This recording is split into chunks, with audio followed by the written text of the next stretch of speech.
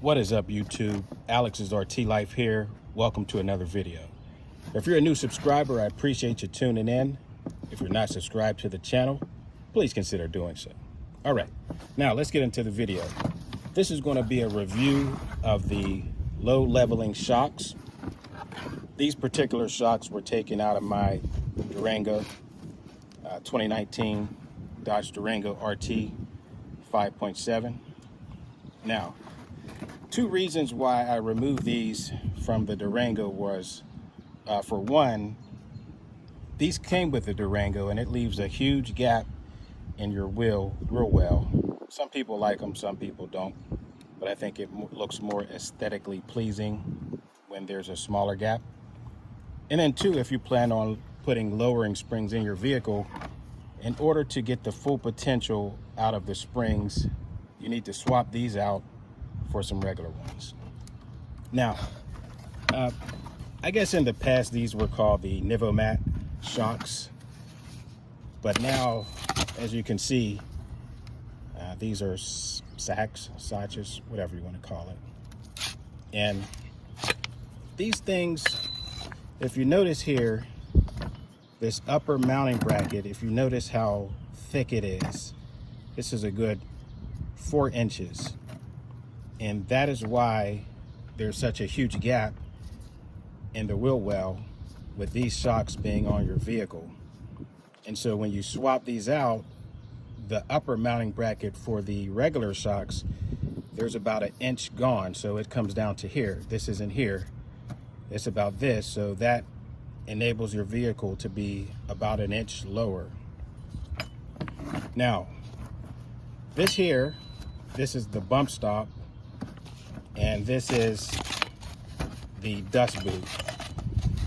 Now, if you go to swap out your shocks, you can usually reuse this bump stop here if your shocks doesn't come with them, and a lot of them don't. And usually you can reuse this dust boot as well.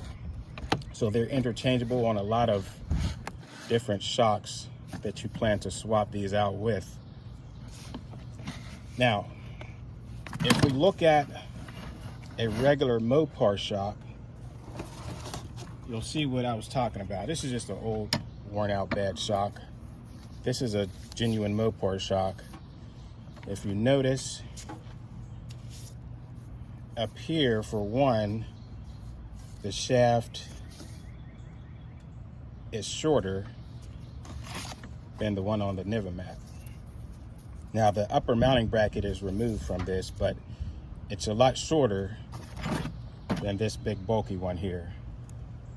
So again, that's why when you swap these low leveling shocks out with regular ones, you're able to get about 1 inch lower just by doing that. Now, a question that may come to mind is, how hard is it to remove these Nivomat shocks? Well, they're really not that hard. There's one screw that goes across here. It's down near your, what do you call it? Can't remember the name of it, but anyway, it's a big nut just like this. It goes across to the one piece there. And then up at the top, you have these two nuts here. It goes right up in here, just like that. And so once you get up in the wheel well, remove these. Some people, they use ratcheting straps. 1 inch ratcheting straps are usually the red ones. If you put the hook in this hole here and then ratchet it down, it'll compress the shock. Now, these shocks here, these low leveling shocks, it has a lot of compressing power. So it's going to take a lot of force just to get these things to compress down. Tremendous amount of force. And with the regular shocks, you can almost just move these with your hand. There's really not a lot of force at all. This is a bad shock anyways, but it's leaking. But these don't have much compressing power. Now, another reason why you definitely want to swap out these low leveling shocks if you plan to lower your vehicle is because if you don't swap these out with regular ones, your vehicle is not going to want to lower. The springs aren't going to work in conjunction with these low leveling shocks.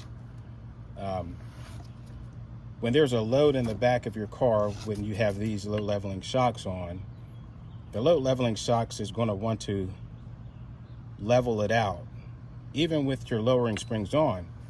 So that's why you need to swap these bad boys out with the regular ones. But these aren't bad shocks. They're good. They're good shocks if if you're hauling, if you have loads in the back of your vehicle. They're particularly useful. But if you're looking for an aesthetically pleasing stance and look to your vehicle, you definitely want to swap them out. Yeah, guys, this was a review of the low leveling shocks. And if you have any questions, leave a comment down below. I'll get back to you. And make sure you stay tuned for the next video.